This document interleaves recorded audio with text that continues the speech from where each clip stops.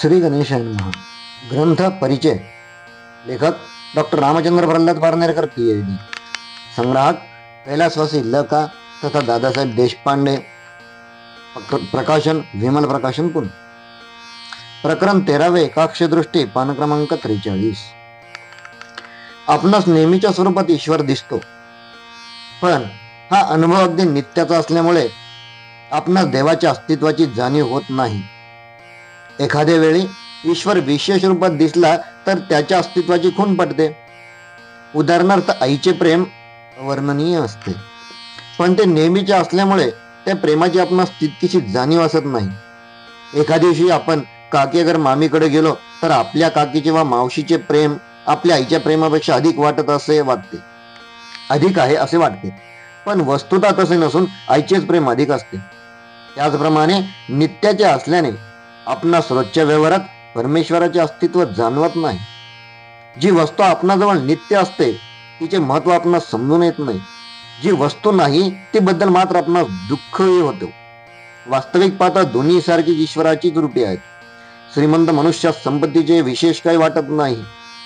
गोड स्वभाव किंवा प्रेम नसले तर सहज सांगण्यात येते की पैसा असून काय उपयोग, माणसात प्रेम पाहिजे. तसेच एखादा गरीब मनुष्य म्हणेल की प्रेम असून काय उपयोग, पैसा पाहिजे. नुसत्या प्रेमाने भागत नाही. पैसा नसेल तर मुलास खावास काय घालावे, त्याचे शिक्षण वगैरे कसे करावे. सारांश, सर्वसामान्य माणसे याप्रमाणे एकाच दृष्टीने विचार करतात. जी वस्तू नाही तिच्याविषयी दुःखी होतात. जे ईश्वराचे स्वरूप आपल्या जवळ असते यांची त्यांना कल्पना नसते. ही अशा प्रकारची दृष्टी म्हणजे एकाक्ष दृष्टी होय. या प्रकारची दृष्टी असल्याने माणसास असमाधान होते व तो दुःखी होतो. शुक्राचार्य एकाक्ष होते असे म्हणतात. ते दैत्यांचे गुरु होते, त्यामुळे दैत्यांमध्ये संकुची वृत्ती साहजिकपणेच राहिली. एकाक्ष वृत्तीमुळे किंवा दृष्टीमुळे आपणात दैत्यत्व उत्पन्न होते. ते नाहीसे करावायचे असेल तर आपण एकाक्ष वृत्ती काढून टाकली पाहिजे. देव निर्गुणात आहे की सगुणात, तो दोघं एकातच आहे असा दुराग्रह धरू नये. असा दुराग्रह असणे म्हणजे एकाक्ष वृत्ती किंवा दृष्टी होय, हेच दैत्यत्व.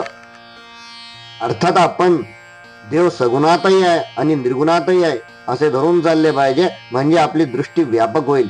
कारण सगुण साकार आणि निर्गुण निराकार या दोघोतही देवाच्या स्वरूपास पाहावयास आणि ओळखावयास शिकले पाहिजे. देव आपणास नेहमी सर्व वस्तूत दिसतो आहे, पण हे नेहमीचे नित्य सरावाचे असल्यामुळे आपणास जागोजागी देवाचे अस्तित्व प्रतीत होत नाही.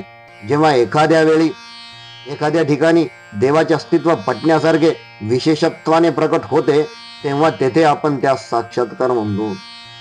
ध्यानाने देव आपल्या हृदयात अशा विशेष स्वरूपात प्रकट होतो, पण अशा प्रकारे देव निर्गुण स्वरूपात आणि बाह्यसृष्टीत सगुण स्वरूपात प्रतीत होतो असे आपण व्यापक दृष्टीने मानले पाहिजे. ही दोन्ही दृष्टीने पाहण्याची पद्धत म्हणजे देवपणा.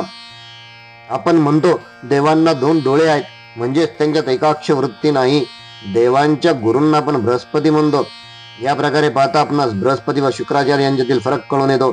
सारांश, आपण स्वतःतील संकुचित वृत्ती अर्थात एकाक्षता दृष्टी घालून देण्याचा प्रयत्न करीत राहिले पाहिजे. अनंत कोटी ब्रह्मांड नायक राजाधिराज पूर्णवादाचार्य श्री सद्गुरुनाथ रामचंद्र महाराज की जय. श्री सद्गुरुनाथ विष्णु महाराज की जय. श्री गुरुदेव दत्त मंगलमूर्ती मोरया.